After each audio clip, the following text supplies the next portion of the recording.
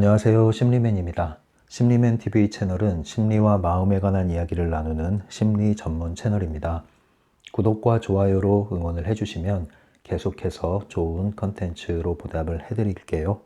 오늘도 계속해서 의도의 에너지 세 번째 시간입니다. 오늘은 205페이지부터 나가겠습니다. 지난 시간에 얘기했던 것을 간단히 정리하고 지나갈게요.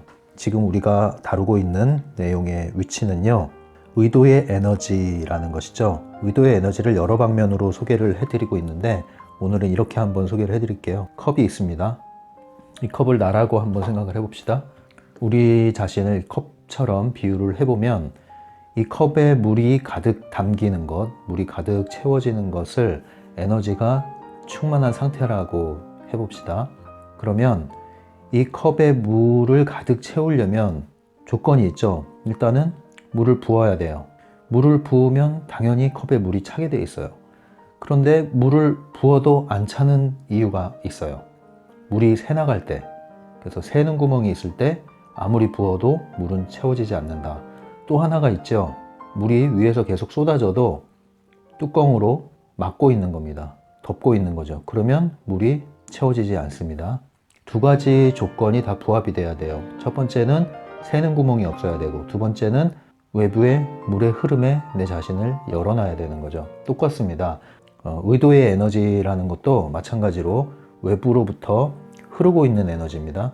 그러면 이 흐름이 있을 때 우리는 이것이 내 자신을 관통하고 지나갈 수 있도록 허용을 해줘야 되는 것이죠. 뚜껑을 여는 것과 같습니다. 두 번째는 새어나가는 구멍이 있으면 이 에너지가 온전히 내 것으로 채워지지 않는다는 것이죠. 그래서 의도의 에너지를 이야기하면서 먼저 첫 번째 조건은 새는 구멍을 찾아서 막아라. 그것만 막아도 에너지가 충분히 복원될 것이다. 그리고 한 걸음 더 나간다면 이제 에너지를 구체적으로 채우는, 충분히 고양시키는 그 연습을 실행하라. 그래서 나의 에너지 구체를 강화할 수 있다. 이 얘기를 하고 있는 겁니다.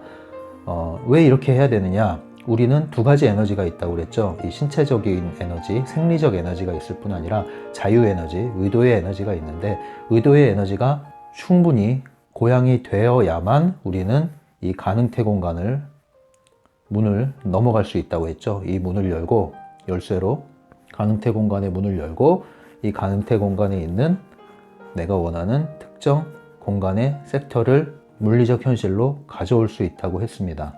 의도의 에너지라는 거죠. 그래서 이 에너지를 충분히 우리가 갖추지 않으면 트랜스서핑을 할 수가 없다고 얘기하는 겁니다. 먼저는 에너지를 채워야 되고, 채우면 이제 쓸 수 있는 힘이 생기는 거죠. 우리의 원하는 목표를 향해서 슬라이드 기법을 사용하고 심상화 기법을 사용하는데 안 되는 이유가 뭐냐? 충분한 에너지가 부족할 경우에 닿질 못하는 거예요. 여기까지. 활을 쐈는데 가다가 바닥으로 그냥 떨어져 버리는 거죠. 힘이 없으니까. 그래서 충분한 힘을 고양시켜서 퉁 던져야 저 멀리까지 날아갈 수 있는 겁니다. 그래서 이 힘을 키우자 이거죠. 이 힘을 키우면 트랜스서핑의 심상화가 훨씬 더 강력해지고 수월해진다. 그 얘기입니다. 그래서 양방면이 있는 거죠. 이 두 가지가 함께 가야 되는 겁니다. 그래서 목표가 있어야 되고요. 에너지가 있어야 되는 거예요. 에너지는 특정한 목표를 위해서 활성화돼야 되고 훈련이 돼야 되는 것이고요. 또 특정한 목표는 충분한 에너지에 의해서 현실로 가져올 수 있는 겁니다. 이 양방면이 필요한 거예요. 이러한 목표의식 없이 에너지를 고양시키는 것도 공허한 거죠. 방향이 없는 거예요. 물을 다 채웠어도 쓸 수가 없는 거예요. 용도를 모르는 거죠. 목표가 있어요. 근데 에너지가 부족해요. 그거는 할 일은 많은데, 하고자 하는 의욕은 있는데 이게 부실한 거죠. 이걸 채워야 되는 겁니다. 양방면이 함께 가는 거죠. 그래서 지난 시간까지, 그리고 오늘까지 다룰 내용은 뭐냐면 새 나가는 구멍을 막자는 거죠. 새 나가는 구멍이 우리에게 많이 있다. 그것만 막아도 우리의 에너지는 상당히 복원이 될 것이다. 그 얘기를 오늘 계속 이어나가고 있는 겁니다. 그러면 새 나가는 에너지가 뭐냐? 첫 번째로 얘기했던 게 의무감으로 하는 거라고 그랬죠. 의무감. 두 번째는 중요성이, 지나친 중요성이 들어가면 또 새 나가는 구멍이 생긴다고 했습니다. 사실은 이 두 가지가 한 쌍이라고 보시면 돼요. 중요성이 들어가기 때문에 중요성의 결과로 우리는 이러한 의무감을 또 갖게 되는 거거든요. 그것이 그렇게 중요하다고 생각하지 않으면 우리는 이러한 의무나 규칙이나 제약에 그렇게 묶일 이유가 없어지죠. 그래서 이 중요성이 들어가는 그 대표적인 것이 열등감, 죄책감, 책임감이라고 했고요. 오늘 몇 가지 더 추가를 해보면요. 오늘은 의심이 더 추가가 되죠. 의심과 걱정. 이거 말고도 많이 있겠지만 이제 이 책에서 다루는 것을 언급을 해드리고 넘어갑니다.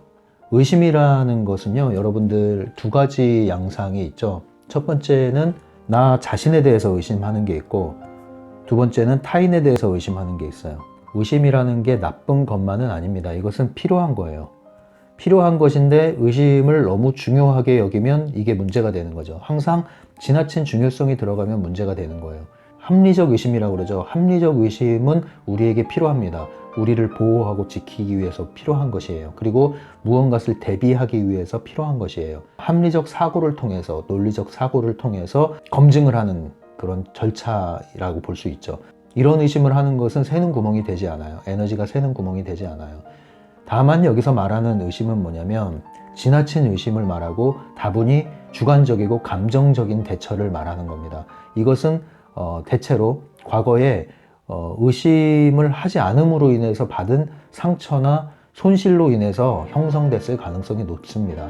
예를 들면 많이 사람들에게 속아서 물질적으로나 아니면 정신적으로나 여러 방면의 에너지의 손실이 일어났을 경우에 우리는 자연스럽게 의심을 하게 되죠. 의심의 싹이 이렇게 올라오게 되죠. 이 의심의 싹은 불안과 함께 자라납니다. 의심하는 결과 사람을 경계하게 되죠. 타인에 대한 의심은 불신, 경계 이런 것으로 나타납니다. 사람을 믿지 못하는 거죠. 그리고 항상 경계를 하는 거죠. 또 당하면 안 되니까. 그 밑엔 뭐가 있을까요? 두려움이라는 감정이 또 숨어 있습니다. 그래서 긴장을 하게 되죠.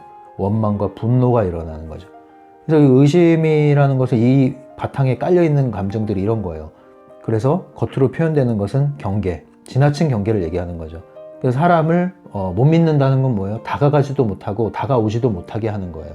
결국은 진정한 만남을 갖지 못하는 겁니다. 그래서 항상 의심을 이렇게 하고 사는 사람들은 늘 긴장을 하고 촉각을 곤두세우고 살잖아요. 사람들과의 관계가 원활하게 되기가 어려워요. 항상 인간관계에서 일종의 피해 의식도 갖고 있거든요. 그래서 지나친 반응을 또 하게 되죠. 지나친 경계는 지나친 반응을 일으키죠.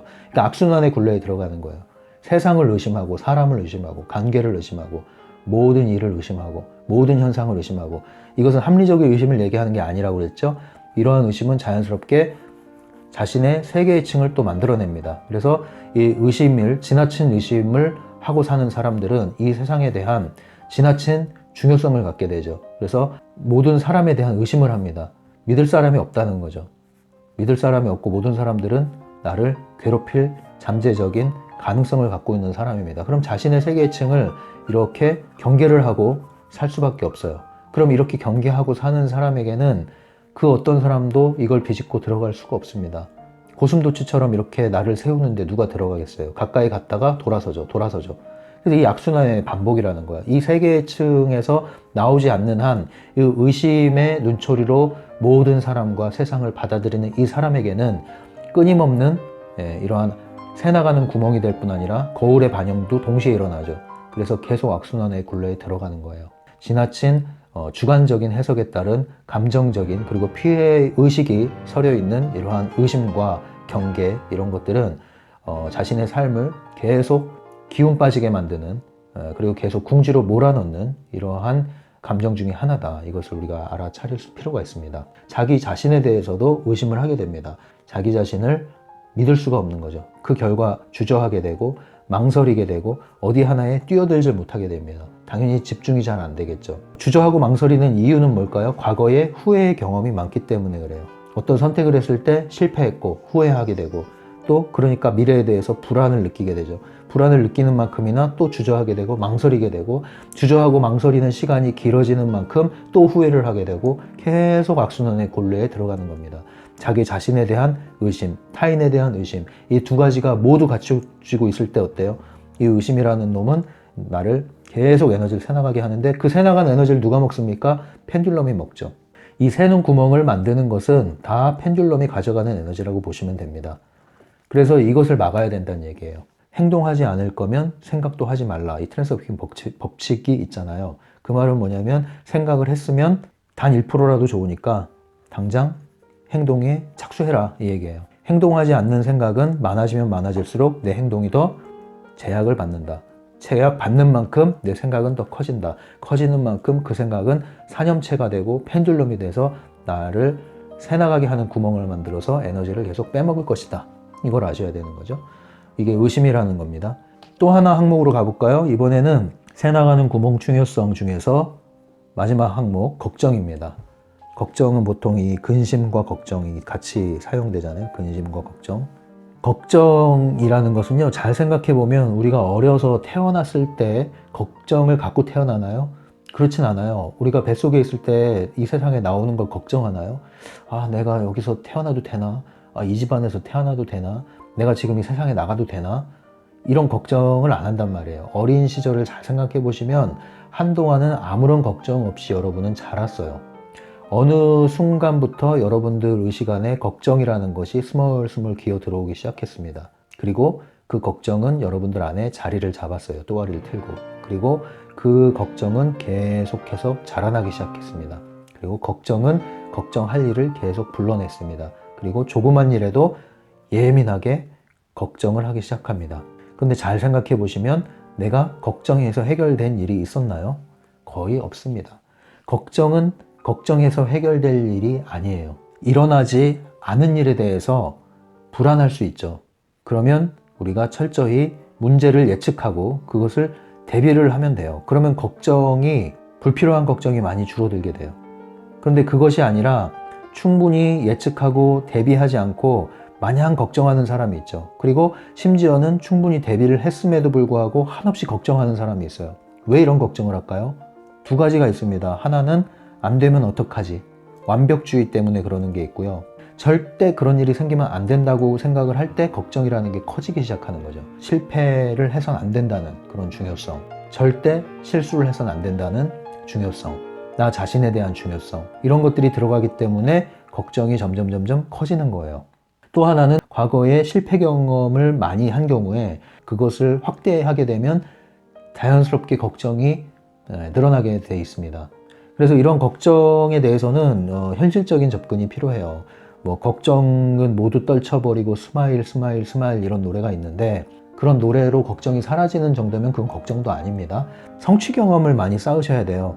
걱정이 많은 사람들의 특징은 실패 경험이 많기 때문에 앞으로도 실패할 것이라는 불안한 예측을 하기 때문에 그렇거든요. 그러니까 자신감이 없어지고 그러니까 다시 또 걱정을 하게 되고 안 되면 어떡하지? 이런 걱정을 하잖아요. 그래서 성취 경험을 하나씩 쌓아 나가셔야 돼요. 이렇게 돌탑을 쌓듯이 하나씩 쌓아 나가셔야 돼요. 그래서 이거 쌓아지는 것을 보면서 할 수 있다는 자신감이 생겨서 그 다음 단계로 넘어가는 거거든요. 그러면 이 걱정이 조금씩 줄어들게 됩니다. 현실적으로 해결하는 방법입니다. 그리고 또 한면으로는 실패를 받아들이는 태도가 필요한데요. 어떻게 하면 실패를 받아들일 수 있을까요? 여러분들이 실패는 나쁜 거라고 생각하기 때문에 받아들이기 싫은 거예요. 실패에서 배우는 것이 엄청나게 많다, 소중하다. 그리고 그 배움으로 인해서 실패가 줄어들고 더군다나 그 실패의 경험을 통해서 아무도 갖지 못한 나만의 성공의 비결을 얻게 된다면 그 실패는 유익한 실패입니다. 실패를 어떻게 받아들여야 됩니까? 거기서 인생이 끝나는 게 아니다. 망하는 게 아니다. 실패를 줄이면 줄일수록 성공의 문에 다다를 수 있다는 거죠. 예를 들면 그런 거 있잖아요. 학생의 경우에는 오답노트라는 거 쓰잖아요. 시험 보고 채점을 하고 나서 틀린 것에 대해서 문제를 붙이고 정답을 쓰고 내가 틀린 답을 한 이유 그걸 분석을 해가지고 붙여놔요. 그래서 오답노트를 만들어 놓으면 다음번 시험 볼 때 이런 유형의 문제를 대했을 때 정답을 쓸 확률이 높아지는 거죠. 그래서 오답노트 관리만 잘해도 시험에서 새나가는 점수, 그것을 막음으로 인해서 성적이 향상될 수 있다는 거 아니에요? 마찬가지입니다. 인생의 오답노트를 여러분들이 쓰셔야 돼요. 인생에서 우리가 오답을 만났을 때 그것에 대해서 우리가 좌절하고 나는 이제 망했다 이렇게 할 게 아니라 다음번에는 절대 이러한 유형에 내가 말려들지 않겠다. 다음번엔 이러한 유형에 절대 내가 틀리지 않겠다. 이런 마음으로 오답 노트를 작성하셔야 됩니다. 그래서 무엇 때문에 이런 일이 벌어졌는지, 내가 여기서 무엇을 배워야 하는지, 그리고 이것을 어떻게 적용할 수 있겠는지 이런 것들을 한번 정리를 해보시라는 거죠. 그래서 인생의 오답 노트가 필요하다. 이 걱정은 또 습관적인 걱정이 있거든요. 이 실패의 시절을 많이 겪어 가다 보면은 거의 뭐 몸에 배어버립니다. 걱정이라는 것이. 그래서 불쑥불쑥 불필요한 걱정들이 올라오게 되죠. 그래서 상당히 스트레스를 많이 받고 새 나가는 구멍이 되죠. 이런 경우에는 준비를 철저히 하고 잘 대비를 했음에도 불구하고 여전히 걱정을 하는 경우입니다. 오히려 그러한 걱정으로 인해서 잘 준비를 한 것마저 실수하게 되는 이런 경우에는요, 걱정거리를 한번 적어보세요.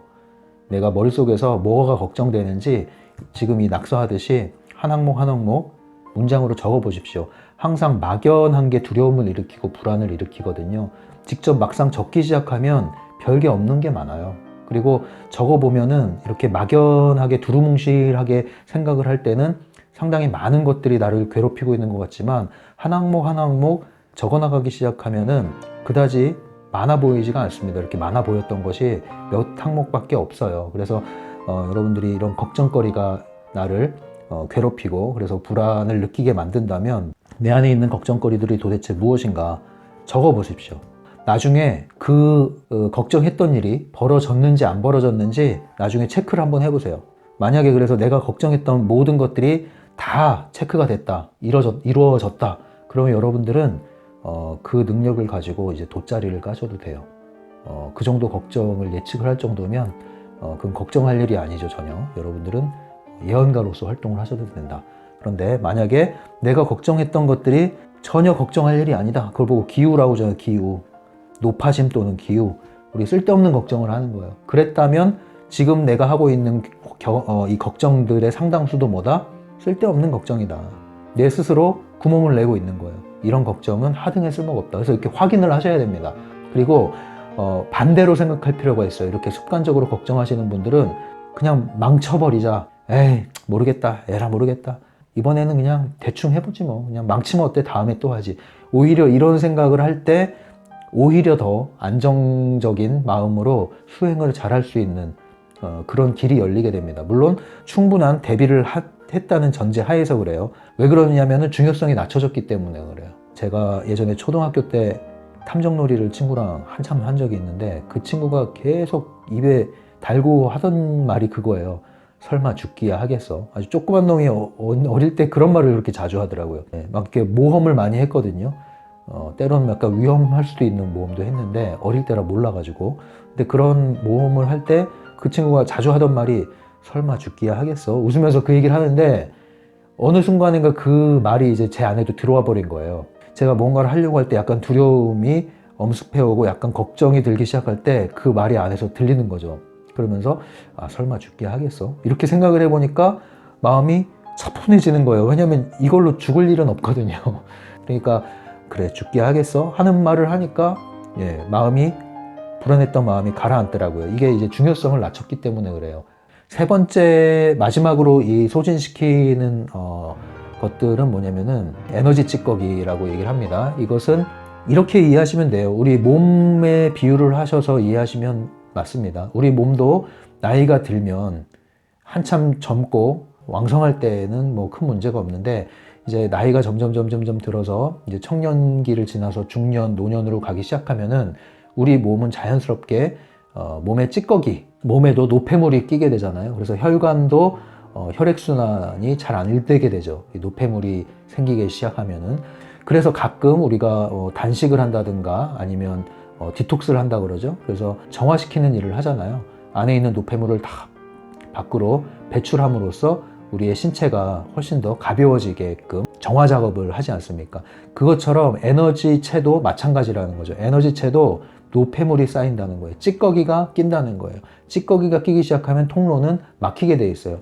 마치 이 배관이 있는데 여기에 뭐 낙엽들이 들어가고 흙이 들어가고 이렇게 세월이 흘렀는데 청소를 안 하게 되면은 이게 좁아지잖아요, 구멍이. 그러면은 이 지나가기가 힘들어지죠. 그럼 나중에 물이 새나가게 돼요. 터져서 새나간다든가 아니면 이 위로 솟아오른다든가 이런 일이 벌어지잖아요. 우리 에너지 흐름과 몸의 흐름과 동일한 원리입니다. 그래서 우리는 이 찌꺼기로 인해서 생기는 에너지 통로, 그래서 오염된 것들을 우리가 씻어낼 필요가 있다. 청소를 할 필요가 있다는 거죠. 이것은 사용하지 않기 때문에 이런 일이 벌어지는 거예요. 청소를 꾸준히 해주고 자주 사용하면은 이렇게 에너지 찌꺼기가 쌓이지가 않습니다. 몸도 마찬가지죠. 우리가 꾸준히 운동을 해주고 좋은 음식을 물을 많이 먹고 이렇게 활동을 하게 되면은 노폐물이 쌓일 일이 좀 줄어들게 되고 그리고 청소가 잘 된단 말이에요.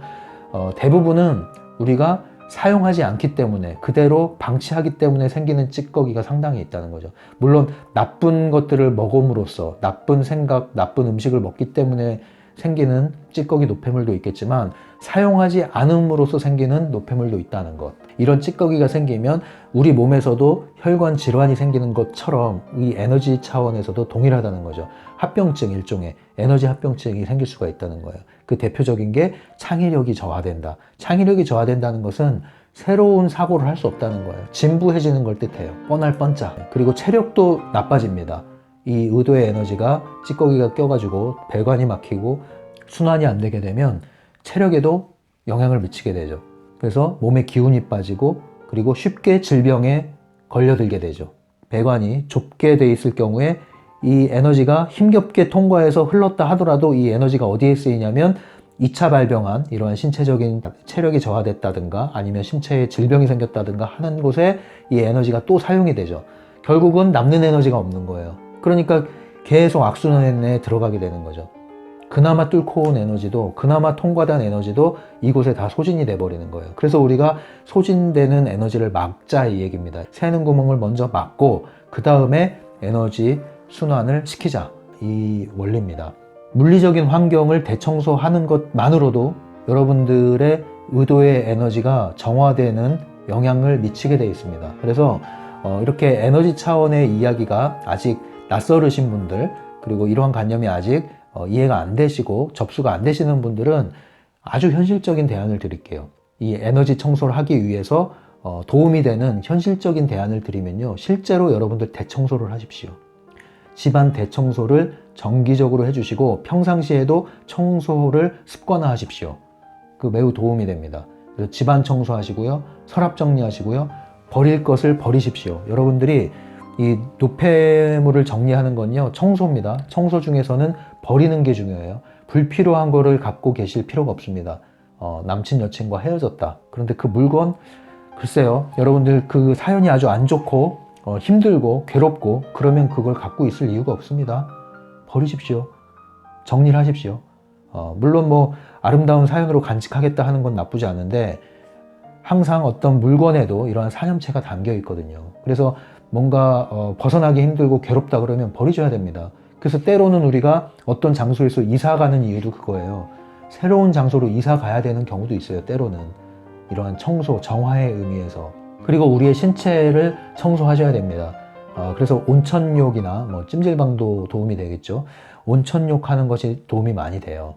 평상시에 샤워하는 것도 도움이 많이 되고요. 냉온욕도 도움이 되고요. 그래서 우리 몸을 깨끗하게 하는 것, 정화시키는 것, 몸의 긴장을 풀어주는 이러한 것도 상당히 도움이 됩니다.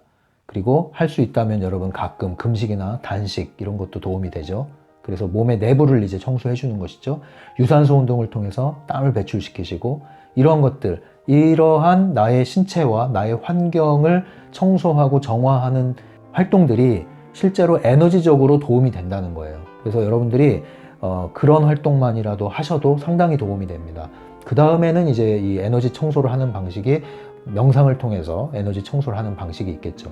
그리고 일상적으로는 그냥 기분 전환 활동, 내 일상에 아주 작은 변화를 주는, 기분 좋은 긍정적인 변화를 주는 것, 일주일에 한 번씩 적어도 한 가지씩 그런 변화를 주는 것들이 상당히 도움이 됩니다. 에너지 정화에 도움이 됩니다. 그리고 종교가 있으신 분들은 이 기도를 함으로써 또 자신을 정화시키는 방식이 있겠죠.